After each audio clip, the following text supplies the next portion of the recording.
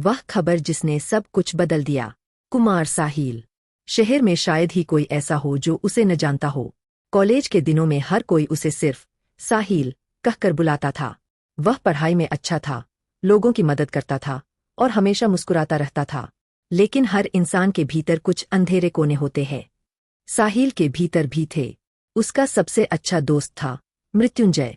दोस्ती ऐसी कि लोग मिसाल देते थे। दोनों ने साथ स्कूल पढ़ा, साथ कॉलेज गए, साथ सपने देखे। लेकिन एक दिन सब बदल गया। मृत्युंजय की एक गर्लफ्रेंड थी। वह उसे बहुत प्यार करता था।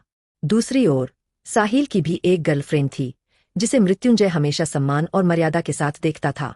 फिर भी कहीं भीतर छिपी ईर्ष्या, तुलना और लालच ने साहिल को बदल दिया। शुरुआत एक सामान्य बातचीत से हुई, फिर मुलाकातें और फिर गुप्त डेटिंग। मृत्युंजय की पीठ पीछे हर बार साहिल खुद से कहता, बस आखिरी बार। लेकिन आखिरी बार कभी नहीं आया। सच ज्यादा दिनों तक छिप नहीं सकता। जिस दिन मृत्युंजय को सब पता चला, उसकी दुनिया बिखर गई। उसने किसी से झगड़ा नहीं किया, कोई बदला नहीं लिया, कोई शोर नहीं मचाया, बस चुप हो गया। और 3 दिन बाद उसकी मौत की खबर पूरे शहर में फैल गई। उस रात साहिल अपने कमरे में बैठा था। फोन बजा। स्क्रीन पर अनजान नंबर चमक रहा था। हेलो। दूसरी तरफ भारी आवाज थी। क्या आप कुमार साहिल बोल रहे हैं? जी। कुछ सेकंड की खामोशी, फिर शब्द आए। मृत्युंजय नहीं रहा। साहिल के हाथ से फोन गिर गया। कमरा घूमने लगा। सांस रुक गई। दिल जैसे सीने में फटने लगा। नहीं। वह बुदबुदाया। नहीं, ये नहीं हो सकता। लेकिन हो चुका था। अंतिम संस्कार में सैकड़ों लोग आए। साहिल भी आया। लेकिन किसी ने उससे बात नहीं की। लोगों की आंखों में सवाल थे, गुस्सा था, नफरत थी और सबसे ज्यादा निराशा थी। मृत्युंजय की मां ने उसे देखा। उनकी आंखों में आंसू नहीं थे, बस एक खालीपन था। उन्होंने केवल एक वाक्य कहा, तुम दोनों मेरे बेटे थे। और वह वाक्य साहिल के हृदय में किसी तलवार की तरह उतर गया। उस रात वह सो नहीं पाया। सुबह के लगभग 3 बजे थे। अचानक उसके कमरे में रखी पुरानी घड़ी अपने आप चलने लगी। टिक टिक टिक। जबकि वह वर्षों से बंद थी। कमरे का तापमान गिरने लगा। खिड़कियां बंद थीं। फिर भी पर्दे हिल रहे थे। साहिल उठकर बैठ गया। और तभी उसे कमरे के कोने में एक आकृति दिखाई दी। धुंधली, अस्पष्ट, लेकिन पहचानने योग्य। उसका दिल रुक सा गया, क्योंकि वह चेहरा मृत्युंजय का था। साहिल। आवाज आई, धीमी, दूर से आती हुई। तूने सिर्फ मुझे नहीं खोया, तूने कुछ और भी जगा दिया है। अचानक पूरा कमरा सफेद रोशनी से भर गया। दीवारें गायब हो गईं। समय जैसे टूट गया। और साहिल ने पहली बार उस चीज को देखा जिसे इंसानियत सदियों से सिर्फ मिथक समझती आई थी। काल द्वार। एक ऐसा द्वार जो समय, मृत्यु और वास्तविकता के बीच मौजूद था। और उसके उस पार कुछ भयानक जाग चुका था। कुछ ऐसा जो केवल मृत्युंजय की मौत से मुक्त हुआ था। साहिल को तब नहीं पता था कि यह केवल अपराधबोध की कहानी नहीं थी। यह एक ऐसी यात्रा की शुरुआत थी जो उसे पृथ्वी से बाहर, भविष्य की सभ्यताओं तक, भूले हुए जादुई साम्राज्यों तक, समय की दरारों तक और अंततः अपने ही विनाश तक ले जाएगी। कालद्वार। साहिल की आंखें चौंधिया गईं। सफेद रोशनी पूरे कमरे में फैल चुकी थी। ऐसा लग रहा था मानो वास्तविकता खुद फट रही हो। दीवारें पिघलती हुई दिखाई दे रही थीं और उनके पीछे अनंत अंधकार का एक समुद्र मौजूद था। उस अंधकार के बीच एक विशाल द्वार तैर रहा था, करीब 20 फीट ऊंचा, काले धातु जैसा बना हुआ। उस पर अजीब प्रतीक उकेरे हुए थे जो लगातार बदल रहे थे। साहिल का गला सूख गया। ये क्या है? सामने खड़ी मृत्युंजय जैसी आकृति ने उसकी तरफ देखा, लेकिन उसकी आंखें इंसानों जैसी नहीं थीं। उनमें तारों की पूरी आकाशगंगा घूम रही थी। कालद्वार। आवाज कमरे में गूंज उठी। समय और मृत्यु के बीच का मार्ग। मृत्युंजय। साहिल कांपती आवाज में बोला। आकृति कुछ क्षण चुप रही, फिर बोली, अब मैं सिर्फ मृत्युंजय नहीं हूं, तो तुम कौन हो? मैं उसकी प्रतिध्वनि हूं। साहिल कुछ समझ नहीं पाया, लेकिन एक बात स्पष्ट थी। उसके सामने जो खड़ा था, वह उसका दोस्त नहीं था। अचानक द्वार के भीतर से एक भयानक गर्जना सुनाई दी। धरती हिल गई, खिड़कियों के शीशे टूट गए। साहिल घुटनों पर गिर पड़ा। फिर उसने देखा, द्वार के भीतर दो विशाल लाल आंखें खुलीं, इतनी बड़ी कि पूरा कमरा उनमें समा सकता था। नहीं, प्रतिध्वनि ने फुसफुसाया, वह जाग चुका है। कौन? निहार। कौन निहार? वह जो समय को खाता है। अचानक एक काली ऊर्जा द्वार से बाहर निकली। वह किसी जीवित सांप की तरह हवा में लहराती हुई साहिल की ओर बढ़ी। साहिल भागने की कोशिश करता, इससे पहले ही वह ऊर्जा उसके सीने में घुस गई। आह! भयानक दर्द। ऐसा लगा जैसे लाखों सुइयां उसके शरीर में एक साथ चुभ रही हों। फिर सब शांत हो गया। साहिल हाफता हुआ जमीन पर पड़ा था, लेकिन कुछ बदल चुका था। उसे हर चीज अलग महसूस हो रही थी। घड़ी की टिक टिक, बाहर बहती हवा, दूर कहीं भौंकता हुआ कुत्ता, सब कुछ। तुम अब सामान्य इंसान नहीं रहे, प्रतिध्वनि बोली। क्या किया तुमने मेरे साथ? मैंने कुछ नहीं किया। निहार ने तुम्हें चुन लिया है। क्यों? क्योंकि तुम्हारे भीतर अपराधबोध है, और अपराधबोध सबसे शक्तिशाली ईंधन होता है। साहिल की रीढ़ में सिहरन दौड़ गई। तभी उसके दिमाग में अचानक कुछ चित्र चमके। एक विशाल भविष्य का शहर, उड़ती हुई इमारतें, आकाश में तैरते युद्धपोत, लाखों रोबोट, और उनके बीच एक सिंहासन, जिस पर बैठा था खुद साहिल। लेकिन उसका चेहरा अलग था, क्रूर, निर्दयी, और उसकी आंखें पूरी तरह काली थीं। साहिल चीख पड़ा। चित्र गायब हो गया। तुमने क्या देखा? प्रतिध्वनि ने पूछा। मैं। साहिल हकलाया। मैंने खुद को देखा। प्रतिध्वनि की आंखों में चिंता चमक उठी। तो फिर देर हो चुकी है। मतलब?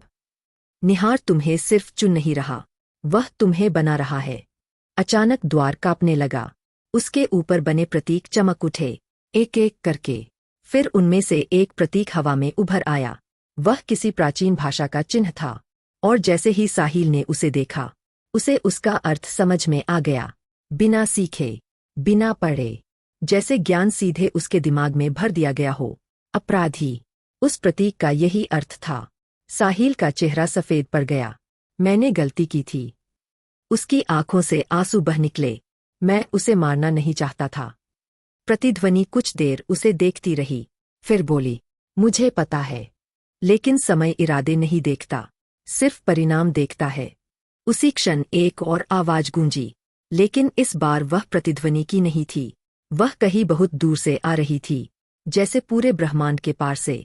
कुमार साहिल, भागो, वे आ रहे हैं। कौन? साहिल चिल्लाया, लेकिन जवाब देने से पहले ही द्वार फट गया, और उसमें से 3 काले कवच पहने योद्धा बाहर कूद पड़े। उनकी ऊंचाई 7 फीट से भी ज्यादा थी। हाथों में चमकती हुई तलवारें थीं, और उनके हेलमेट पर वही चिन्ह बना था, अपराधी। उनमें से एक ने तलवार उठाई, लक्ष्य की पुष्टि।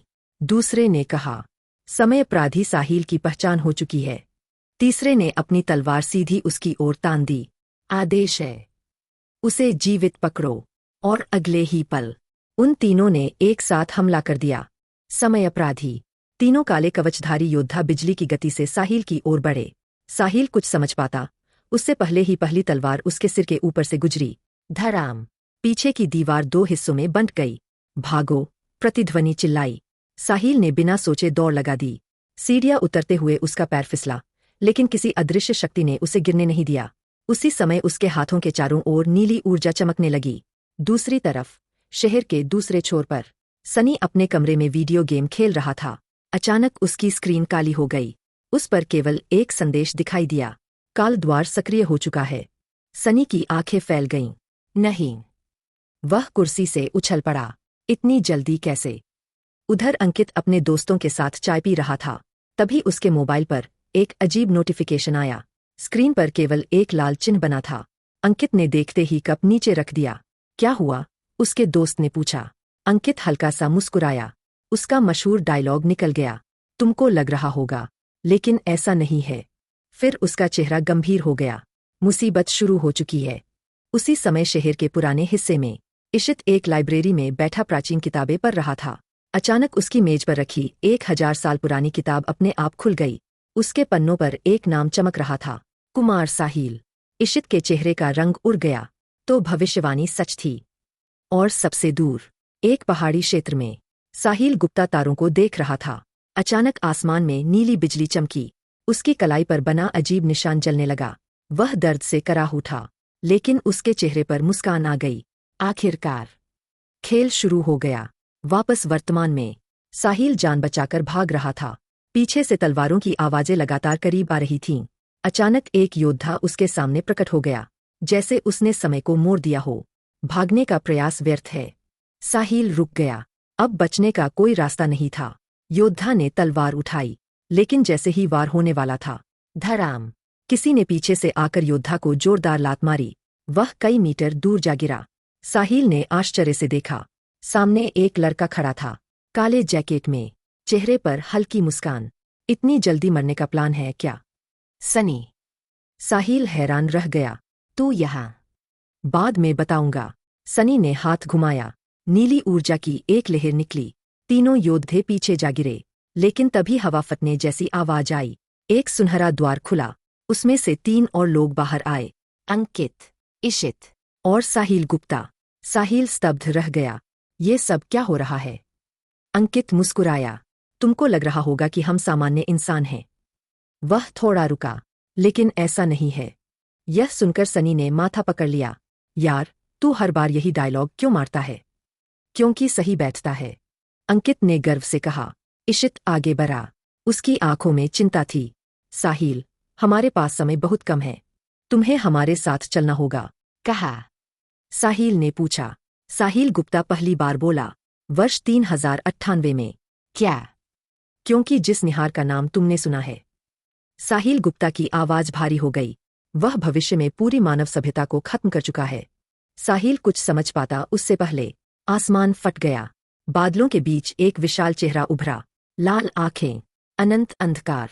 वही चेहरा जिसे उसने काल द्वार के भीतर देखा था। निहार। और उसकी आवाज पूरे शहर में गूंज उठी। कुमार साहिल, तुम चाहे जितना भाग लो, अंत में तुम मेरे ही बनोगे। चारों दोस्तों के चेहरे सख्त हो गए, क्योंकि वे एक ऐसा रहस्य जानते थे जो साहिल नहीं जानता था। एक ऐसा रहस्य जो उसकी पूरी दुनिया बदल देने वाला था। भविष्य में निहार का सबसे शक्तिशाली सेनापति कोई और नहीं, बल्कि खुद कुमार साहिल था। अधूरी सच्चाइयाँ। सुनहरे द्वार के भीतर प्रवेश करने से पहले साहिल की नज़र एक बार फिर अपने शहर पर पड़ी। वही सड़कें, वही इमारतें, वही दुनिया। लेकिन अब उसे लग रहा था कि वह कभी वापस नहीं लौट पाएगा। चलो, सनी चिल्लाया। पीछे समयोद्धा फिर से खड़े हो चुके थे। साहिल ने एक गहरी सांस ली और द्वार के भीतर कदम रख दिया। जैसे ही वह भीतर पहुंचा, उसके सामने यादों का एक तूफान खुल गया। स्नेहा, उसकी गर्लफ्रेंड, एक समय उसकी छात्रा रही थी। धीरे धीरे दोनों एक दूसरे के करीब आए थे। स्नेहा उससे सच्चा प्यार करती थी, कम से कम साहिल यही मानता था। लेकिन जब वह अपनी यादों में और पीछे गया, तो एक दूसरा चेहरा उभर आया। आरती, मृत्युंजय की आरती।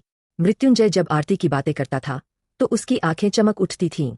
वह घंटों उसके बारे में बात कर सकता था। उसके सपने, उसकी मुस्कान, उसका भविष्य, सब कुछ।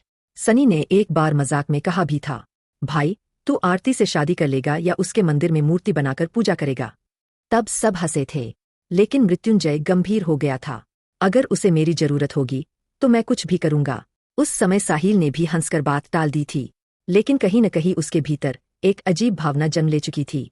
ईर्ष्या, तुलना, अहंकार। आरती और साहिल की बातचीत शुरू हुई, फिर बढ़ती चली गई। कुछ बातें छिपकर होने लगीं, कुछ मुलाकातें भी। ऐसी बातें जिनके बारे में मृत्युंजय को कभी पता नहीं चलना चाहिए था। वर्तमान में लौटते हुए साहिल का सिर दर्द से फटने लगा। बस करो, उसने बुदबुदाया। मैं यह सब याद नहीं करना चाहता। इशित उसकी ओर देखने लगा। तुम्हें करना होगा। क्यों? क्योंकि निहार तुम्हारी यादों से शक्ति ले रहा है। साहिल गुप्ता ने एक होलोग्राम सक्रिय किया। उसमें मृत्युंजय की अंतिम दिनों की गतिविधियां दिखाई देने लगीं। सैकड़ों डेटा रिकॉर्ड, संदेश, कॉल लॉग, डिजिटल ट्रेस। साहिल स्तब्ध रह गया। ये सब क्या है? भविष्य की जांच, अंकित बोला। हमने समय रेखा का अध्ययन किया है। तो बताओ। साहिल लगभग चिल्ला पड़ा। मृत्युंजय ने ऐसा क्यों किया? कमरे में सन्नाटा छा गया। सनी ने नजरें झुका लीं। इशित ने गहरी सांस ली, फिर बोला, हमें नहीं पता। क्या? हमें केवल इतना पता है कि वह बहुत टूट चुका था, लेकिन किसी इंसान के मन में क्या चल रहा था, यह कोई मशीन नहीं बता सकती। कोई एक घटना, एक व्यक्ति या एक गलती पूरी सच्चाई नहीं होती। साहिल के हाथ कांपने लगे, उसकी आंखों में आंसू भर आए। लेकिन मेरी गलती थी। हाँ, इस बार सनी ने सीधे कहा। तुमने विश्वास तोड़ा, तुमने अपने दोस्त को चोट पहुंचाई। यह सच है। लेकिन सनी कुछ क्षण रुका। तुम पूरी कहानी नहीं जानते। उसी समय होलोग्राम में एक नया डेटा खुला, एक फाइल जिसका शीर्षक था प्रोजेक्ट एको 17। इशित का चेहरा पीला पड़ गया। नहीं। क्या हुआ? अंकित ने पूछा। यह असंभव है।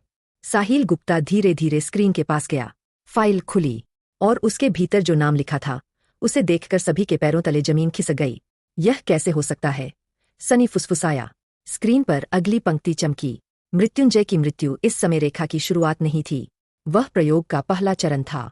और उसी क्षण जहाज के अलार्म बज उठे। लाल रोशनी हर तरफ चमकने लगी। क्या हुआ? साहिल चिल्लाया। जहाज के एआई ने उत्तर दिया, चेतावनी, निहार की सेना ने हमारा स्थान खोज लिया है। युद्ध प्रारंभ होने वाला है।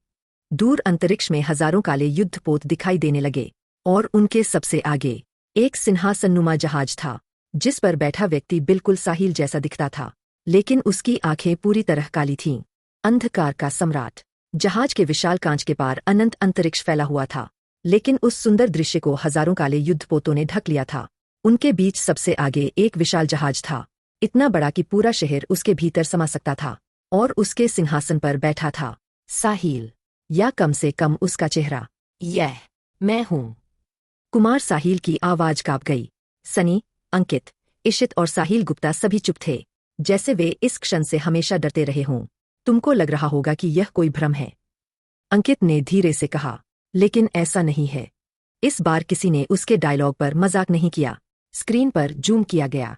वह व्यक्ति वास्तव में साहिल जैसा ही दिख रहा था, लेकिन उसकी आंखों में कोई भावना नहीं थी, कोई पछतावा नहीं, कोई प्रेम नहीं, कोई दर्द नहीं, सिर्फ अंधकार। इसे हम सम्राट शून्य कहते हैं। इशित बोला। 300 वर्षों से यह पूरी आकाशगंगा पर राज कर रहा है, लेकिन यह मैं कैसे हो सकता हूं? साहिल गुप्ता आगे आया। क्योंकि भविष्य की एक समय रेखा में तुम निहार के सबसे शक्तिशाली अनुयायी बन गए थे। एकफूत। साहिल चिल्लाया। मैं ऐसा कभी नहीं बन सकता। लेकिन उसी समय उसके दिमाग में एक और दृश्य चमका। खून, आग, टूटते ग्रह, रोते हुए करोड़ों लोग, और उन सबके बीच वह स्वयं एक काले सिंहासन पर बैठा हुआ। साहिल चीखकर घुटनों पर गिर पड़ा। क्या देखा? सनी ने पूछा। मैं। उसकी सांसें तेज चल रही थीं। मैंने सब कुछ जलते हुए देखा। कमरे में सन्नाटा छा गया, क्योंकि यही बात वे सुनने से डर रहे थे। तभी जहाज का एआई फिर बोला, दुश्मन संपर्क स्थापित करना चाहता है। स्क्रीन पर एक चेहरा उभरा। सम्राट शू ने। उसने मुस्कुराकर कहा, नमस्ते कुमार साहिल। पूरा कमरा ठंडा पड़ गया। तुम कौन हो? वर्तमान वाला साहिल गर्जा। सम्राट शू ने हल्का हंसा। मैं वही हूं जो तुम बनने वाले हो। नहीं। हाँ, मैं तुम्हारी हर याद जानता हूं। स्नेहा, आरती, मृत्युंजय। यह नाम सुनते ही साहिल का चेहरा सफेद पड़ गया। सम्राट शून्य की मुस्कान और गहरी हो गई। तुम आज भी उसी रात से भाग रहे हो। चुप रहो। तुम सोचते हो कि समय तुम्हें माफ कर देगा। चुप। तुम सोचते हो कि दोस्ती का विश्वास टूटने के बाद सब पहले जैसा हो सकता है। बस। अचानक साहिल के हाथों से नीली ऊर्जा निकलने लगी। पूरा कमरा कांप उठा। इशित घबरा गया। नहीं। साहिल गुप्ता चिल्लाया, अपनी भावनाओं पर नियंत्रण रखो। लेकिन बहुत देर हो चुकी थी। ऊर्जा विस्फोट हुआ। धड़ाम। जहाज का आधा हिस्सा हिल गया। सभी लोग पीछे जा गिरे, और उसी क्षण अंतरिक्ष के बीच एक नया काल द्वार खुल गया। उस द्वार से एक महिला बाहर निकली। सफेद कवच, नीली आंखें, चांदी जैसे बाल। उसकी उम्र लगभग 25 वर्ष लग रही थी। जैसे ही उसने साहिल को देखा, उसकी आंखों में आंसू आ गए। आखिरकार। वह फुसफुसाई, मैंने तुम्हें ढूंढ लिया। सनी और इशित एकदम खड़े हो गए। यह यहाँ कैसे आ गई? अंकित के चेहरे का रंग उड़ गया। अब तो सच में समस्या हो गई। कौन है यह? साहिल ने पूछा। महिला धीरे धीरे उसकी ओर बढ़ी। फिर उसने वह बात कही जिसने सबको स्तब्ध कर दिया। मेरा नाम आर्या है, और भविष्य की समय रेखा में। उसकी आवाज टूट गई। मैं तुम्हारी पत्नी हूं। कमरे में ऐसा सन्नाटा छा गया जैसे समय खुद रुक गया हो। लेकिन इससे भी बड़ा झटका अभी बाकी था, क्योंकि जहाज के कंप्यूटर ने उसी समय एक और पहचान दर्ज की। DNA match found. 99.98% genetic similarity. Subject relationship daughter. Sahil ने अविश्वास से स्क्रीन की ओर देखा। उस पर लिखा था आर्या की जैविक माता स्नेहा। और उसी क्षण दूर अंतरिक्ष में सम्राट शू ने मुस्कुराने लगा, जैसे वह जानता हो कि असली खेल अब शुरू हुआ है।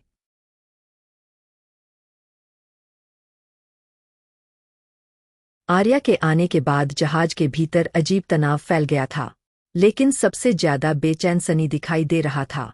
उसकी आंखें बार बार झुक रही थीं, जैसे कोई पुराना राज उसके भीतर जाग उठा हो। कुमार साहिल ने पहली बार ध्यान से उसे देखा। क्या बात है? सनी ने जवाब नहीं दिया, लेकिन तभी जहाज के मुख्य कंप्यूटर ने एक और फाइल सक्रिय कर दी। फाइल पर लिखा था मृत्युंजय केस, गोपनीय अभिलेख। इसे बंद करो, सनी अचानक चिल्लाया। सभी उसकी तरफ देखने लगे। क्यों? इशित ने पूछा। सनी के चेहरे पर पसीना आ गया। अंकित धीरे धीरे बोला, तुमको लग रहा होगा कि सच्चाई सिर्फ साहिल से जुड़ी है। वह रुका, लेकिन ऐसा नहीं है। स्क्रीन पर पुराने रिकॉर्ड खुलने लगे। उनमें सनी और उसकी गर्लफ्रेंड सुधो की तस्वीरें थीं। सनी उसे प्यार से सुमो बुलाता था। दोनों कई वर्षों से साथ थे, लेकिन असली झटका उसके बाद आया। कुछ कानूनी दस्तावेज सामने आए। वित्तीय record, company share, trust paper, संपत्ति हस्तांतरण। साहिल की आंखें फैल गईं। यह क्या है? इशित धीरे धीरे बोला। मृत्युंजय के परिवार की कुछ संपत्तियां बाद में कई अलग अलग कंपनियों के नेटवर्क में चली गई थीं। सनी ने मुट्ठियां भींच लीं। मामला इतना आसान नहीं है। तो समझाओ। सनी चुप रहा। कुछ सेकंड बाद उसने सिर झुका लिया।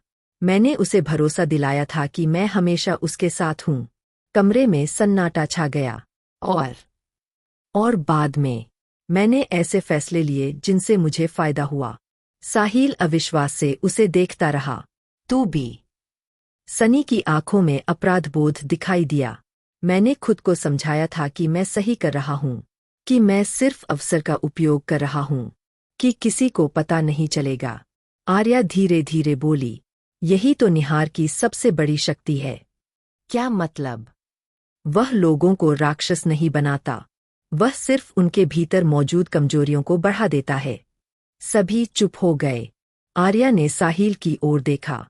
तुम्हारे भीतर अपराधबोध था, सनी के भीतर लालच था, किसी और के भीतर अहंकार होगा। और निहार, वह इन्हीं दरारों से प्रवेश करता है। उसी समय जहाज के बाहर अंतरिक्ष कांपने लगा। सम्राट शून्य का जहाज आगे बढ़ रहा था, लेकिन इस बार वह अकेला नहीं था। उसके पीछे लाखों युद्धपोत नहीं, बल्कि लाखों परछाइयां दिखाई दे रही थीं। हर परछाई किसी इंसान जैसी लगती थी, और उनमें से एक चेहरा देखकर साहिल का दिल रुक गया। वह चेहरा मृत्युंजय का था। नहीं, साहिल फुसफुसाया। आर्या की आंखें गंभीर हो गईं। यही वह सच्चाई है जिससे हम भाग रहे थे। क्या? मृत्युंजय की कहानी अभी खत्म नहीं हुई है। दूर अंतरिक्ष में सम्राट शू ने मुस्कुराया। फिर उसकी आवाज पूरे ब्रह्मांड में गूंज उठी। कुमार साहिल, तुम सोचते हो कि तुम्हारा सबसे अच्छा दोस्त मर चुका है, लेकिन असली खेल तो तब शुरू हुआ था जब उसने मृत्यु को पार कर लिया।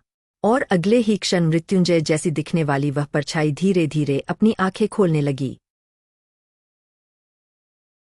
मृत्यु के पार अंतरिक्ष के अंधकार में तैरती वह परछाई धीरे धीरे स्पष्ट होने लगी।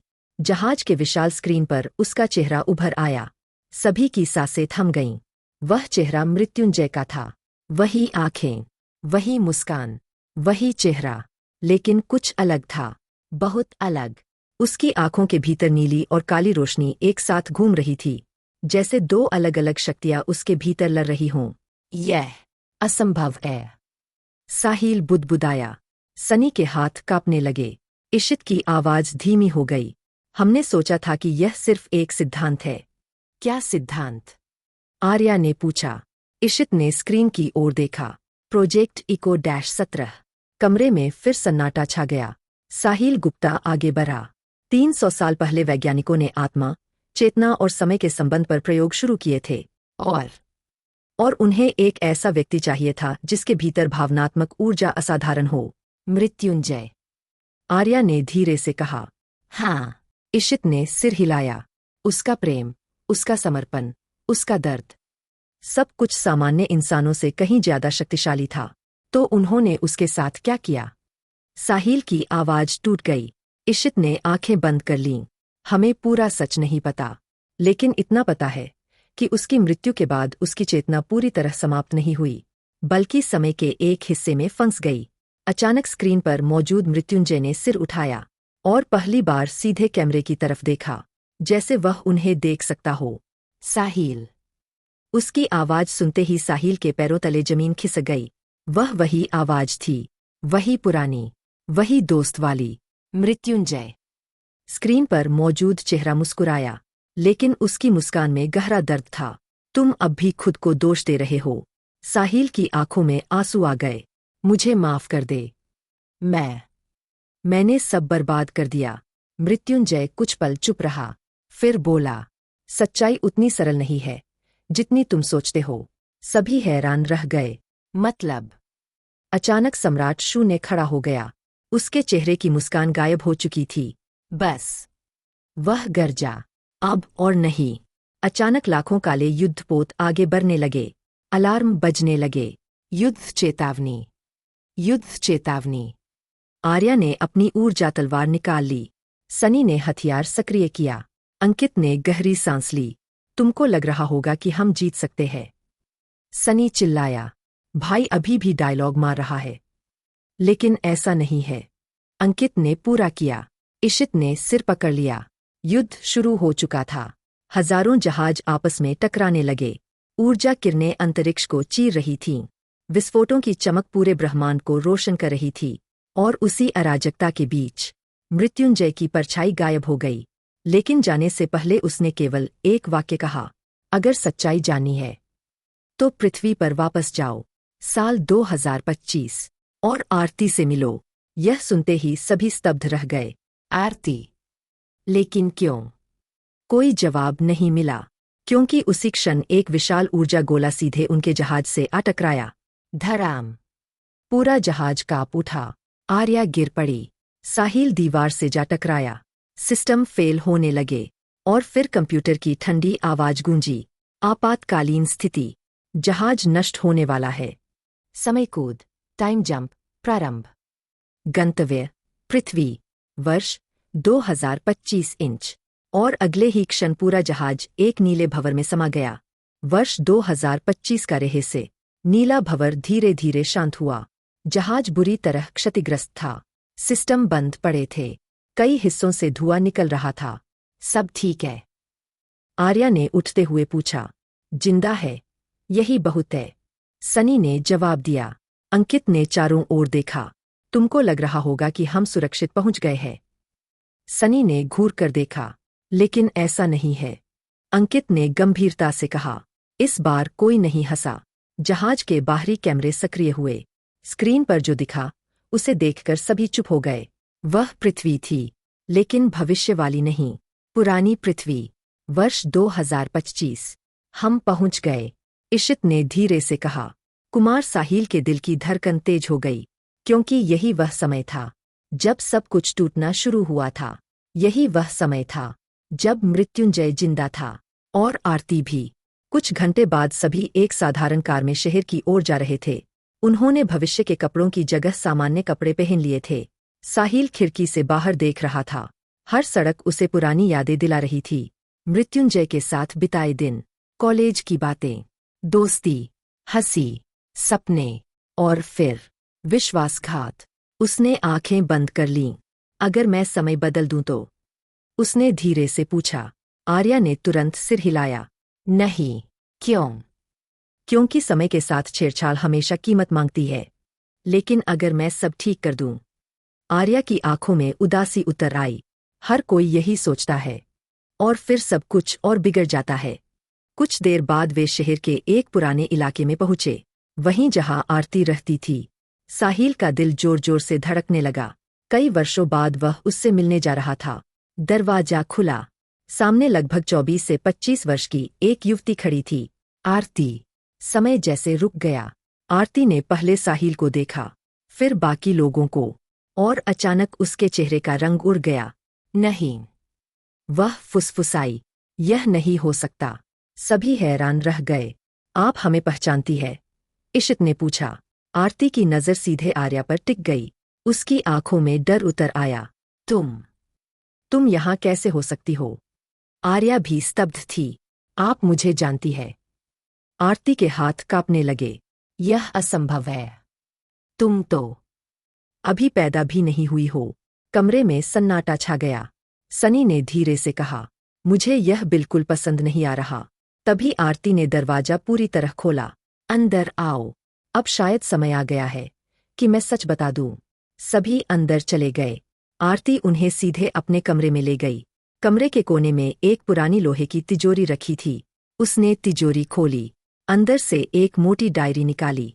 डायरी के कवर पर धूल जमी हुई थी, लेकिन उसके ऊपर लिखा नाम साफ दिखाई दे रहा था, मृत्युंजय। साहिल का दिल जैसे रुक गया। यह? हाँ, आरती बोली। उसने यह डायरी अपनी मौत से कुछ दिन पहले मुझे दी थी, और कहा था कि अगर कभी समय के बाहर से लोग तुम्हें खोजते हुए आए, तो उन्हें यह दे देना। सभी के शरीर में सिहरन दौड़ गई। लेकिन उसे कैसे पता था? इशित ने पूछा। आरती ने धीरे धीरे डायरी खोली। पहले कुछ पन्ने सामान्य थे, फिर अचानक एक पन्ने पर अजीब चिन्ह बने दिखाई दिए। वही चिन्ह जो कालद्वार पर बने थे। साहिल के हाथ कांपने लगे, और तभी डायरी के बीच से एक पुरानी तस्वीर नीचे गिर गई। सभी की नज़र उस तस्वीर पर गई, और अगले ही क्षण पूरा कमरा स्तब्ध रह गया, क्योंकि तस्वीर में खड़े लोग थे। कुमार साहिल, सनी, अंकित, इशित, आर्या, और उनके बीच मुस्कुराता हुआ मृत्युंजय। लेकिन तस्वीर के पीछे लिखा वर्ष था 3127, जबकि वह तस्वीर कम से कम 2025 में छिपाकर रखी गई थी। साहिल के मुंह से बस एक शब्द निकला, असंभव। और तभी डायरी का आखिरी पन्ना अपने आप खुल गया। उस पर केवल एक वाक्य लिखा था, निहार मेरा दुश्मन नहीं है, निहार मुझसे डरता है। डायरी का अंतिम संदेश। कमरे में सन्नाटा छा गया। सभी की निगाहें डायरी के आखिरी पन्ने पर जमी थीं। निहार मेरा दुश्मन नहीं है, निहार मुझसे डरता है। सनी ने धीरे धीरे पढ़ा, फिर सिर उठाकर बोला, मुझे लगता है हम अब तक पूरी कहानी गलत समझ रहे थे। अंकित ने पहली बार बिना अपना मशहूर डायलॉग बोले गंभीर स्वर में कहा, शायद। आरती कुर्सी पर बैठ गई। उसकी आंखों में पुरानी यादों की नमी उतर आई। मृत्युंजय पिछले कुछ महीनों में बदल गया था। कैसे? साहिल ने पूछा। वह कई बार ऐसी बातें करता था जो समझ में नहीं आती थीं। जैसे? वह कहता था कि समय सीधा नहीं चलता, कि कुछ लोग भविष्य की आवाज सुन सकते हैं, और कि एक दिन उसके दोस्त उसके पास वापस आएंगे। साहिल का गला सूख गया। क्या उसने मेरा नाम लिया था? आरती कुछ क्षण चुप रही, फिर बोली, हाँ। साहिल की धड़कन रुक सी गई। उसने कहा था कि एक दिन कुमार साहिल खुद को माफ नहीं कर पाएगा। यह सुनते ही साहिल की आंखें झुक गईं। कई सालों से वह यही तो झेल रहा था। हर रात, हर सपना, हर याद। उसी समय डायरी के पन्ने चमकने लगे। नीली रोशनी पूरे कमरे में फैल गई। सब पीछे हटो, इशित चिल्लाया। लेकिन बहुत देर हो चुकी थी। डायरी के बीच से एक होलोग्राम उभर आया। धीरे धीरे एक चेहरा बनता गया, और फिर मृत्युंजय उनके सामने खड़ा था। वही मुस्कान, वही शांत चेहरा। लेकिन यह कोई भूत नहीं था। यह एक रिकॉर्ड किया हुआ संदेश था। अगर तुम लोग यह देख रहे हो, तो इसका मतलब है कि योजना का पहला चरण पूरा हो चुका है। सभी एकदम चुप हो गए। साहिल। मृत्युंजय की नज़र सीधे उसकी ओर थी। तुम शायद सोच रहे हो कि मैं तुमसे नफरत करता हूँ। साहिल की आंखों में आंसू आ गए। और शायद तुम खुद से भी नफरत करते हो। कमरे में कोई आवाज नहीं थी। फिर मृत्युंजय ने कहा, लेकिन मेरी बात ध्यान से सुनो। निहार असली समस्या नहीं है। निहार सिर्फ एक दरवाजा है। उसके पीछे कुछ और है। सभी के चेहरे बदल गए। क्या? आर्या फुसफुसाई। मृत्युंजय ने उत्तर दिया, शून्य। कमरे का तापमान अचानक गिर गया। यह वही नाम था जिसे भविष्य की सभ्यताएं सुनकर कांप जाती थीं। यहां तक कि सम्राट शून्य भी। अगर शून्य जाग गया, तो समय की हर रेखा नष्ट हो जाएगी। भूतकाल, वर्तमान, भविष्य, सब कुछ। अचानक होलोग्राम में रुकावट आने लगी, जैसे कोई बाहरी शक्ति संदेश को रोक रही हो। स्क्रीन पर काले धब्बे उभरने लगे। मृत्युंजय की आवाज टूटने लगी। साहिल, एक बात और। जिस रात तुमने सोचा कि सब खत्म हो गया, वह पूरी सच्चाई नहीं थी। साहिल का दिल तेजी से धड़कने लगा। कौन सी सच्चाई? होलोग्राम कांपने लगा। फिर मृत्युंजय ने आखिरी शब्द कहे, स्नेहा को बचाओ। पूरा कमरा जम गया। स्नेहा! साहिल लगभग चिल्ला पड़ा, लेकिन वह तो। होलोग्राम गायब हो गया। उसी क्षण पूरी इमारत हिल उठी। धड़ाम! खिड़कियों के शीशे टूट गए। अलार्म बजने लगे। आर्या खिड़की की ओर भागी, और जो उसने देखा उससे उसके चेहरे का रंग उड़ गया। आसमान के बीच एक विशाल काला दरारनुमा छेद खुल चुका था। उस दरार के भीतर हजारों लाल आंखें चमक रही थीं, और उनके बीच एक आकृति खड़ी थी। सम्राट शून्य। लेकिन इस बार वह अकेला नहीं था। उसके बगल में एक महिला खड़ी थी। लंबे बाल, सफेद पोशाक। साहिल ने उसे देखते ही सांस रोक ली। नहीं! उसकी आवाज कांप गई। यह नहीं हो सकता, क्योंकि वह महिला कोई और नहीं, स्नेहा थी। लेकिन उसकी आंखें पूरी तरह काली थीं, और उसके चेहरे पर एक ऐसी मुस्कान थी जिसे देखकर साहिल के भीतर डर पैदा हो गया। दूर आसमान से उसकी आवाज गूंजी। बहुत देर कर दी, साहिल। स्नेहा का अंधकार। बहुत देर कर दी, साहिल। आसमान में गूंजती हुई वह आवाज किसी हथौड़े की तरह साहिल के दिल पर पड़ी। वह खिड़की के पास आकर खड़ा हो गया। उसकी आंखें उसी चेहरे पर टिकी थीं। स्नेहा! वही स्नेहा जिसे वह कभी अपनी जिंदगी का सबसे सुंदर हिस्सा समझता था। वही स्नेहा जिसके साथ उसने भविष्य के सपने देखे थे। वही स्नेहा जिसे उसने वर्षों से खोया हुआ मान लिया था। लेकिन यह स्नेहा अलग थी, बहुत अलग। उसकी आंखों में वह अपनापन नहीं था जिसे देखकर साहिल मुस्कुराया करता था। उनमें केवल अंधकार था, गहरा, अनंत, भयावह। यह सच नहीं हो सकता, साहिल बुदबुदाया। आर्या ने उसका कंधा पकड़ लिया। खुद को संभालो, वह स्नेहा है। हाँ, तो फिर वह सम्राट शून्य के साथ क्यों खड़ी है? इस सवाल का जवाब किसी के पास नहीं था। अचानक आसमान में खड़ा सम्राट शून्य मुस्कुराया। फिर उसने अपना हाथ उठाया। पूरे शहर में अजीब कंपन फैल गया। लोगों की चीखें सुनाई देने लगीं। गाड़ियां रुक गईं। मोबाइल बंद हो गए। बिजली गायब हो गई। जैसे वास्तविकता स्वयं टूटने लगी हो। हमें यहां से निकलना होगा, इशित बोला। नहीं, साहिल ने कहा। सभी उसकी ओर देखने लगे। मैं भागते भागते थक गया हूं, साहिल। नहीं, इशित, उसने पहली बार दृढ़ स्वर में कहा। हर बार जब सच्चाई सामने आती है, मैं उससे भागने की कोशिश करता हूं, लेकिन अब नहीं। वह खिड़की की ओर बढ़ा। अगर वह सच में स्नेहा है, तो मैं उससे बात करूंगा। और अगर वह दुश्मन है? सनी ने पूछा। साहिल कुछ क्षण चुप रहा। तो मैं उसका सामना करूंगा। बाहर आसमान में बिजली चमक रही थी। काले बादल शहर के ऊपर घूम रहे थे। ऐसा लग रहा था जैसे कोई प्राचीन देवता जाग चुका हो। सम्राट शून्य ने नीचे देखा। आ जाओ, कुमार साहिल। मैं भी देखना चाहता हूं कि तुम्हारे भीतर कितना साहस बचा है। अगले ही क्षण एक काला ऊर्जा स्तंभ धरती तक उतर आया। साहिल उसके भीतर प्रवेश कर गया। पागल हो गया है क्या? सनी चिल्लाया। लेकिन तब तक देर हो चुकी थी। कुछ सेकंड बाद साहिल खुद को आसमान में तैरते हुए एक विशाल पत्थर के मंच पर खड़ा पाया। उसके सामने सम्राट शून्य था, और उसके बगल में स्नेहा। कई क्षण तक कोई कुछ नहीं बोला। फिर स्नेहा आगे बढ़ी। कैसे हो? उसने पूछा। आवाज वही थी। साहिल की आंखें भर आईं। तुम जिंदा हो। स्नेहा हल्का सा मुस्कुराई। तुम्हें क्या लगा था? मुझे लगा था मैं तुम्हें हमेशा के लिए खो चुका हूं। स्नेहा की मुस्कान धीरे धीरे गायब हो गई। और मृत्युंजय? उसने पूछा। साहिल चुप हो गया। उसे खोकर कैसा लगा था? यह सवाल किसी तलवार से कम नहीं था। साहिल ने नजरें झुका लीं। मैं हर दिन उसके बारे में सोचता हूं, लेकिन सोचने से क्या बदल गया? साहिल के पास कोई जवाब नहीं था। सम्राट शून्य ध्यान से यह सब देख रहा था, जैसे उसे इस बातचीत में बहुत दिलचस्पी हो। अचानक स्नेहा की आंखों में आंसू आ गए। तुम जानते हो सबसे दुखद बात क्या है? क्या? तुम बुरे इंसान नहीं थे। साहिल ने सिर उठाया। लेकिन कभी कभी एक अच्छी आत्मा भी गलत फैसले ले लेती है। हवा में अजीब खामोशी फैल गई। नीचे शहर कांप रहा था। ऊपर समय की दरारें खुल रही थीं। लेकिन उस क्षण सब कुछ जैसे गायब हो गया। सिर्फ दो लोग थे। एक जिसने गलती की थी, और एक जो उस गलती के परिणामों को देख रही थी। क्या तुम मुझसे नफरत करती हो? साहिल ने पूछा। स्नेहा कुछ देर तक उसे देखती रही, फिर बोली, काश मैं कर पाती। यह सुनकर साहिल की आंखें भर आईं। सम्राट शू ने अचानक हंस पड़ा। कितनी दिलचस्प बात है। क्या? साहिल ने घूरते हुए पूछा। तुम सब अभी भी प्रेम, दोस्ती और पछतावे की बात कर रहे हो, जबकि ब्रह्मांड नष्ट होने वाला है। अचानक उसके पीछे अंतरिक्ष खुल गया। एक विशाल दरार दिखाई दी। उसके भीतर कुछ हिल रहा था, कुछ इतना बड़ा कि उसकी पूरी आकृति दिखाई ही नहीं दे रही थी। सिर्फ उसकी एक आंख दिखाई दी, और वह आंख किसी ग्रह से भी बड़ी थी। आर्या, इशित, अंकित और सनी नीचे से यह दृश्य देख रहे थे। आर्या का चेहरा सफेद पड़ गया। हे भगवान! इशित की आवाज कांप गई। शून्य।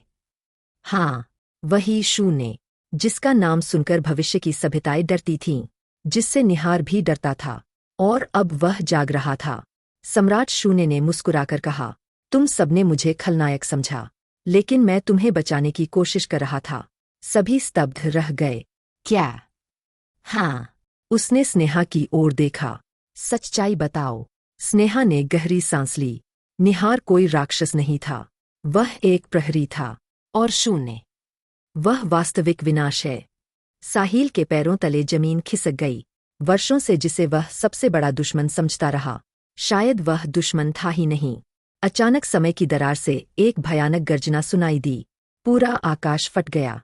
धरती कांपने लगी। समुद्र उफनने लगे। हजारों इमारतों में दरारें पड़ गईं। लोग घबराकर भागने लगे। दुनिया का अंत शुरू हो चुका था।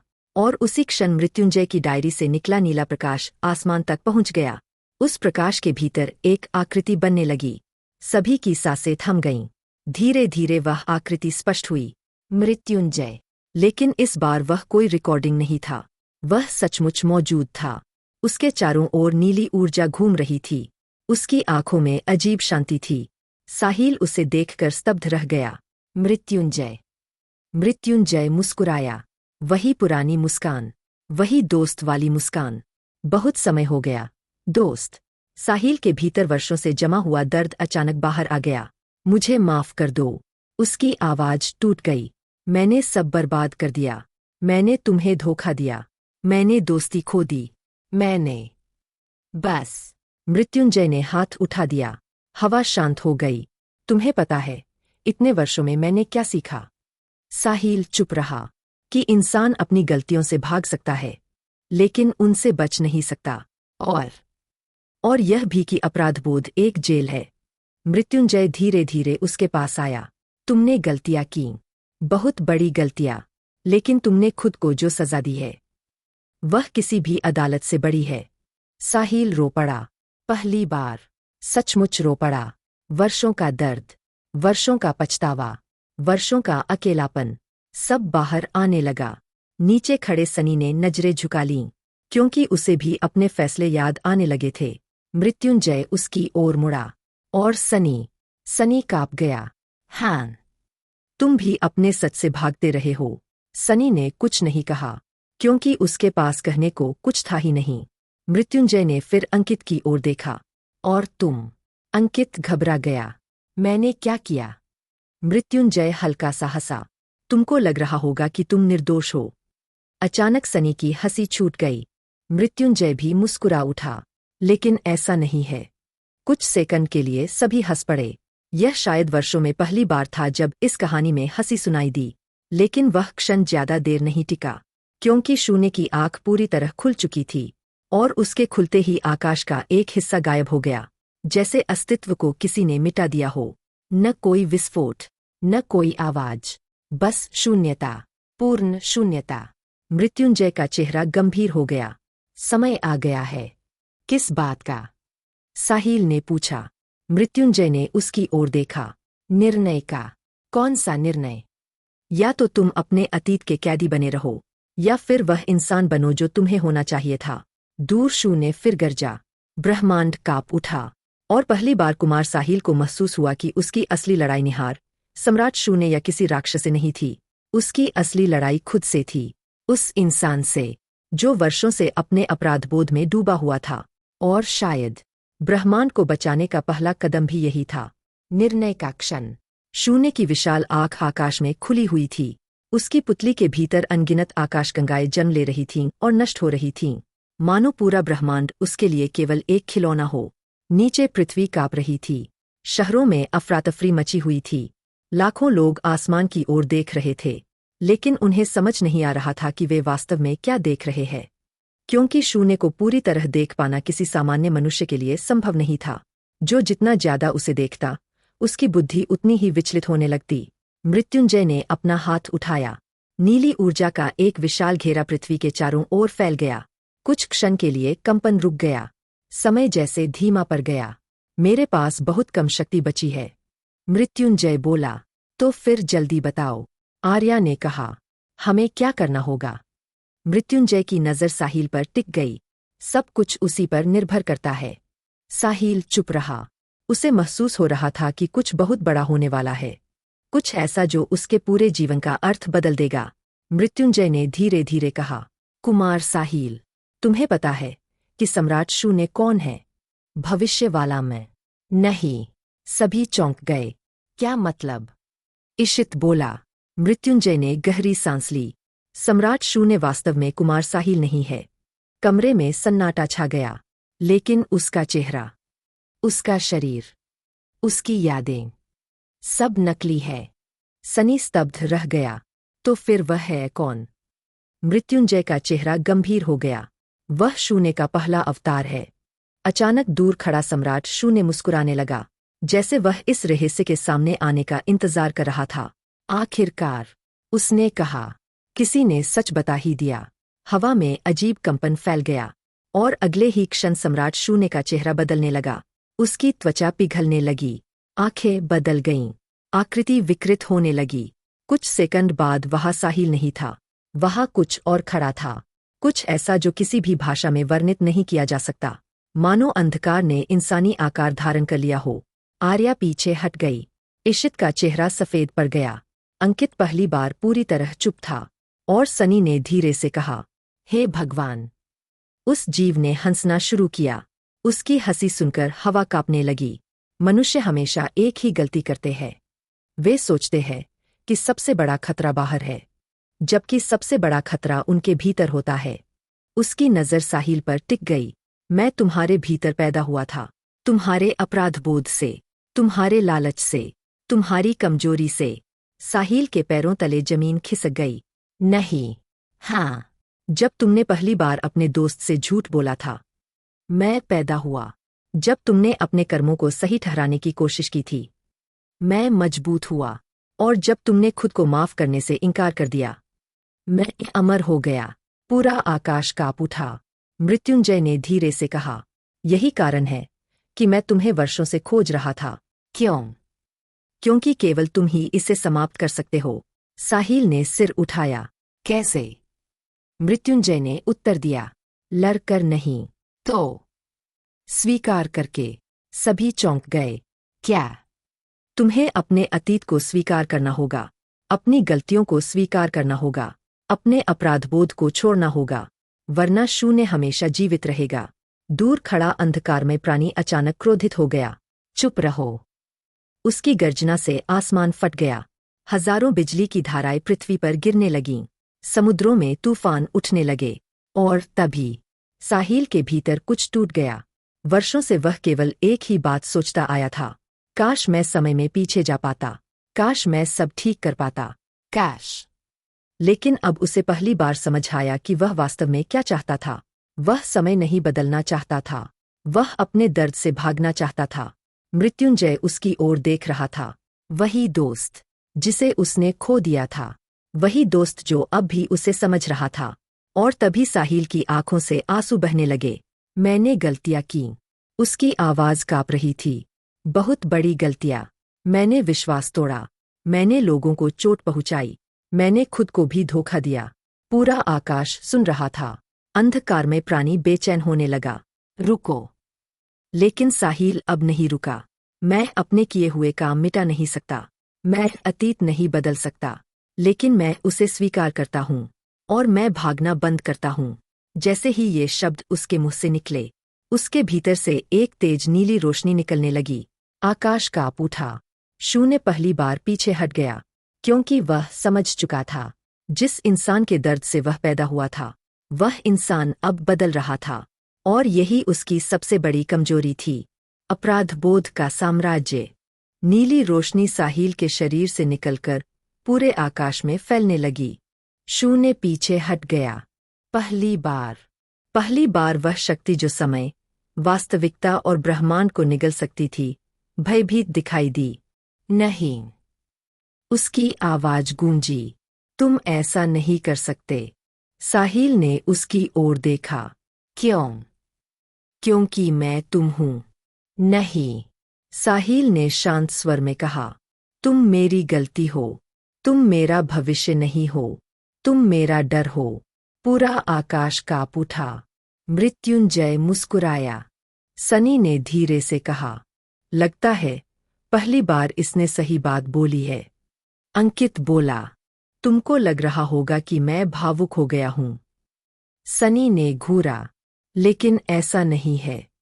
इस बार सभी हल्का सा हंस पड़े।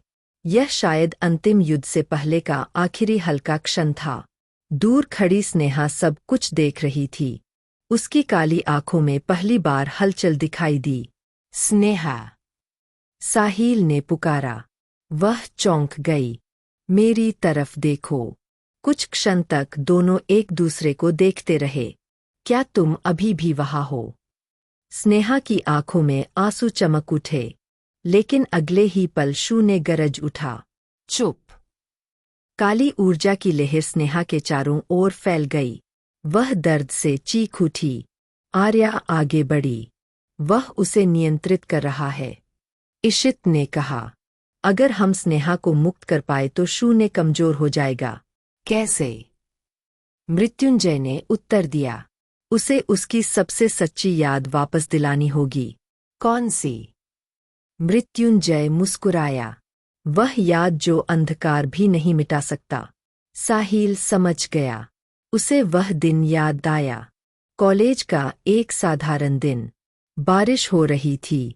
स्नेहा लाइब्रेरी की सीढ़ियों पर बैठी थी। उसके हाथ में एक पुरानी केमिस्ट्री की किताब थी, और वह लगातार एक सवाल हल करने की कोशिश कर रही थी। तब साहिल ने उसकी मदद की थी। वह उनकी पहली लंबी बातचीत थी।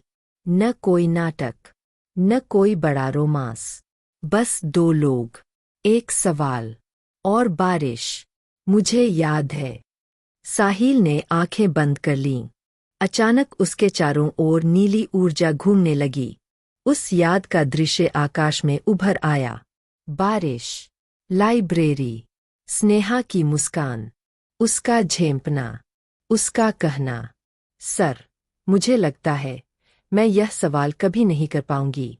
और साहिल का जवाब, कोशिश करने वाले लोग अक्सर वही कर जाते हैं जो उन्हें असंभव लगता है। दूर खड़ी स्नेहा कांप उठी। उसकी आंखों में काली ऊर्जा टूटने लगी। शून्य क्रोधित हो गया। नहीं, यह स्मृति नष्ट हो चुकी थी। लेकिन वह गलत था। कुछ यादें मिटती नहीं, वे केवल छिप जाती है। और जैसे जैसे वह दृश्य स्पष्ट हुआ, स्नेहा की आंखों का अंधकार कम होने लगा। साहिल, उसने पहली बार सामान्य आवाज में कहा। साहिल का दिल तेजी से धड़कने लगा। मैं यहाँ हूँ। स्नेहा रो पड़ी। मैं बहुत थक गई हूँ। मुझे पता है। मैंने बहुत अंधेरा देखा है। मुझे पता है। क्या अब सब खत्म हो जाएगा? साहिल जवाब दे पाता उससे पहले शून्य ने पूरी शक्ति के साथ हमला कर दिया। आकाश फट गया। असंख्य काली बिजली की धाराएं पृथ्वी की ओर बढ़ीं। लाखों लोग खतरे में थे। मृत्युंजय ने उन्हें रोकने की कोशिश की, लेकिन उसकी शक्ति कम हो रही थी, बहुत कम। आर्या ने यह देख लिया। कुछ गड़बड़ है, इशित बोला। क्या? मृत्युंजय कमजोर हो रहा है। मृत्युंजय मुस्कुराया। आखिरकार किसी ने नोटिस किया। सभी उसकी ओर देखने लगे। क्या मतलब? कुछ सेकंड तक वह चुप रहा, फिर बोला, मैं वास्तव में यहाँ हूँ ही नहीं। सन्नाटा, पूर्ण सन्नाटा। क्या? साहिल फुसफुसाया। मैं केवल बची हुई चेतना हूँ। एक प्रतिध्वनि, एक स्मृति, एक अधूरा अस्तित्व। साहिल का दिल बैठ गया। नहीं। हाँ। मृत्युंजय मुस्कुराया। जिस दोस्त से तुम बात कर रहे हो वह वर्षों पहले जा चुका है। साहिल की आंखें भर आईं। फिर यह सब क्या है? मेरी आखिरी इच्छा, मेरा आखिरी वादा। और तुम्हें बचाने की कोशिश। हवा भारी हो गई। सनी ने नजरें झुका लीं। अंकित चुप हो गया। यहाँ तक कि आर्या भी कुछ नहीं बोली, क्योंकि वे समझ गए थे। मृत्युंजय शुरू से जानता था कि वह इस युद्ध के अंत तक नहीं बचेगा। और फिर भी वह यहाँ आया था, अपने दोस्त के लिए, उसी दोस्त के लिए जिसने उसे सबसे ज्यादा दुख दिया था। साहिल रो पड़ा। क्यों? क्योंकि तुम मेरे दोस्त थे, मृत्युंजय ने सरलता से कहा। और दोस्ती हमेशा आसान नहीं होती, लेकिन मैं इसके लायक नहीं हूं। शायद। मृत्युंजय हंसा। लेकिन फैसला मेरा है। दूर शू ने फिर गरजा। वह कमजोर हो रहा था, लेकिन अब भी खतरनाक था, बहुत खतरनाक। और तभी मृत्युंजय का शरीर चमकने लगा। नीली रोशनी उसके भीतर से निकल रही थी, जैसे कोई तारा अपने अंतिम क्षणों में चमकता है। आर्या का चेहरा सफेद पड़ गया। नहीं। वह क्या कर रहा है? इशित समझ गया। हे भगवान, वह खुद को बलिदान करने वाला है। साहिल चीख पड़ा। नहीं। लेकिन मृत्युंजय मुस्कुराता रहा। कुछ कहानियां बलिदान के बिना पूरी नहीं होतीं। और पहली बार साहिल को महसूस हुआ कि त्रासदी अभी शुरू हुई है, क्योंकि शायद वह अपने दोस्त को दूसरी बार खोने वाला था। दूसरा विदा। आकाश टूट रहा था। समय की दरारें पृथ्वी के ऊपर सांपों की तरह फैल चुकी थीं। शून्य का विशाल स्वरूप लगातार बदल रहा था। कभी वह अंधकार का समुद्र बन जाता, कभी लाखों चेहरों का समूह, कभी एक ऐसी आकृति जिसे देखकर मनुष्य की बुद्धि जवाब दे जाए। लेकिन इस समय किसी की नज़र उस पर नहीं थी। सभी की नज़र मृत्युंजय पर थी। उसका शरीर अब पारदर्शी होने लगा था। नीली रोशनी उसके भीतर से निकल रही थी, जैसे किसी दीपक का अंतिम प्रकाश। नहीं। साहिल की आवाज कांप रही थी। तुम मुझे छोड़कर नहीं जा सकते। मृत्युंजय मुस्कुराया। मजेदार बात जानते हो? क्या? जब हम स्कूल में थे, तब मुझे हमेशा लगता था कि सबसे पहले मैं ही बूढ़ा होऊंगा। साहिल की आंखों में आंसू आ गए।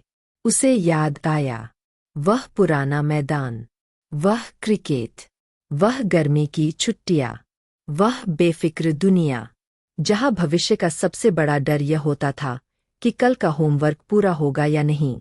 मृत्युंजय हंसा। और अब देखो, हम ब्रह्मांड बचाने की कोशिश कर रहे हैं। कुछ क्षण के लिए सभी मुस्कुरा दिए। फिर वह मुस्कान गायब हो गई, क्योंकि सच्चाई सामने खड़ी थी। यह शायद उनकी आखिरी बातचीत थी। साहिल धीरे धीरे उसके पास आया। मैंने कभी तुमसे ठीक से माफी नहीं मांगी। मृत्युंजय चुप रहा। मैं डरता रहा। मुझे पता है। मैं शर्मिंदा था। मुझे पता है। मैं खुद को देख नहीं पाता था। मुझे पता है। आंसू साहिल के चेहरे पर बह रहे थे। तुम्हें सब कैसे पता था? मृत्युंजय ने हल्की मुस्कान के साथ कहा, क्योंकि मैं भी इंसान था। यह सुनकर साहिल का सिर झुक गया। वर्षों से वह अपने अपराधबोध को एक दानव समझता रहा था, लेकिन पहली बार उसे समझ आया, गलती करने वाले लोग दानव नहीं होते, वे सिर्फ इंसान होते हैं। अधूरे, कमजोर, टूटे हुए, और शायद सुधार की कोशिश करते हुए। दूर शून्य गरजा। बस। यह कमजोरी है। यह भावुकता है। यही कारण है कि मनुष्य हमेशा हारते हैं। मृत्युंजय ने उसकी ओर देखा। नहीं, यही कारण है कि मनुष्य हमेशा वापस खड़े हो जाते हैं। शून्य का चेहरा विकृत हो गया। वह क्रोधित था, बहुत क्रोधित। और तभी उसने हमला कर दिया। पूरे आकाश से अंधकार की लाखों धाराएं नीचे उतरीं, मानो स्वयं रात पृथ्वी को निगलने आ रही हो। आर्या ने तलवार उठा ली। इशित ने ऊर्जा ढाल सक्रिय की। सनी और अंकित भी युद्ध के लिए तैयार हो गए। लेकिन वे जानते थे, यह लड़ाई जीतना असंभव है, कम से कम सामान्य तरीकों से। और तभी मृत्युंजय आगे बढ़ा। रुको! सभी रुक गए। उसने साहिल की ओर देखा। तुम्हें याद है हमारी पहली मुलाकात? साहिल ने सिर हिलाया। तुम नए स्कूल में आए थे और किसी ने तुम्हें अपनी टीम में नहीं लिया था। हाँ, तो मैं तुम्हारे पास आया था और कहा था। दोनों एक साथ बोले, अगर कोई नहीं चुनेगा तो हम अपनी टीम बना लेंगे। कुछ सेकंड तक दोनों एक दूसरे को देखते रहे। फिर मृत्युंजय मुस्कुराया। आज भी वही करना है। मतलब, अकेले नहीं लड़ना। तभी उसने अपना हाथ आगे बढ़ाया। नीली ऊर्जा उसके हाथ से निकलकर साहिल के सीने में समा गई। अचानक साहिल के दिमाग में अनगिनत यादें दौड़ गईं। स्कूल, कॉलेज, दोस्ती, झगड़े, सपने, गलतियां, माफी, दर्द, प्रेम, सब कुछ। लेकिन अब वे केवल यादें नहीं थीं, वे शक्ति बन चुकी थीं। जीवन की शक्ति, मानवता की शक्ति। और पहली बार साहिल को समझ आया, शून्य क्यों डरता था। क्योंकि शून्य का अस्तित्व खालीपन पर आधारित था और मनुष्य का अस्तित्व संबंधों पर, दोस्ती पर, प्रेम पर, आशा पर। इन्हीं चीजों को शून्य कभी समझ नहीं पाया और इसी वजह से वह कभी पूर्ण नहीं हो सकता था। अचानक स्नेहा आगे बढ़ी। उसकी आंखों का अंधकार लगभग समाप्त हो चुका था। साहिल, हाँ, अगर यह खत्म हो गया तो? उसकी आंखों में आंसू आ गए। क्या किसी दूसरी दुनिया में हम सामान्य जीवन जी सकते थे? साहिल कुछ क्षण चुप रहा, फिर मुस्कुराया। शायद किसी दुनिया में हम सिर्फ दो सामान्य लोग होते। कोई समय यात्रा नहीं, कोई ब्रह्मांडीय युद्ध नहीं, कोई शून्य नहीं, बस तुम और मैं। स्नेहा रो पड़ी, क्योंकि वह जानती थी ऐसी दुनिया शायद कभी नहीं आएगी। दूर शून्य की शक्ति फिर बढ़ने लगी। वह समझ चुका था कि समय खत्म हो रहा है। और तभी उसने अपना अंतिम रूप धारण कर लिया। पूरा आकाश गायब हो गया, सूरज गायब हो गया, तारे गायब हो गए, सिर्फ शून्य बचा, पूर्ण शून्यता। और उसके बीच एक आवाज गूंजी, अगर मैं नष्ट हुआ तो यह ब्रह्मांड भी नष्ट होगा। सभी चौंक गए। क्या? इशित ने डेटा स्कैन करना शुरू किया। कुछ सेकंड बाद उसका चेहरा सफेद पड़ गया। हे भगवान, वह सच कह रहा है। मतलब, शून्य अब वास्तविकता के ताने बाने से जुड़ चुका है। अगर हम उसे मारते हैं तो पूरा ब्रह्मांड भी खत्म हो सकता है। सन्नाटा, पूर्ण सन्नाटा। अब कोई आसान रास्ता नहीं था। या तो शून्य जीवित रहे या पूरा अस्तित्व जोखिम में पड़ जाए। और तभी मृत्युंजय मुस्कुराया। वह मुस्कान देखकर साहिल का दिल डूब गया, क्योंकि उसने वह मुस्कान पहले भी देखी थी। जब भी मृत्युंजय कोई बड़ा निर्णय लेता था, जब भी वह किसी की खातिर खुद को पीछे रख देता था। नहीं, साहिल फुसफुसाया, तुम फिर वही करने वाले हो। मृत्युंजय कुछ नहीं बोला, लेकिन उसकी आंखें सब बता रही थीं। और उसी क्षण साहिल समझ गया, उसका दोस्त एक बार फिर खुद को बलिदान करने वाला है। और इस बार शायद हमेशा के लिए।